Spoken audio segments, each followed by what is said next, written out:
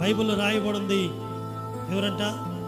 గారడి సీమోనంట పైకి భలే పరిశుద్ధుడిగా ఉన్నంట, కానీ లోపల పరిశుద్ధత లేదు.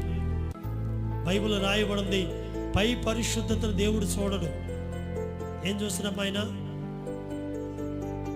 అన్నాడు, నేను పై రూపాన్ని చూసేవాడిని కాదు, నేను అంతరంగాన్ని చూసే దేవుడను. హల్లెలూయా.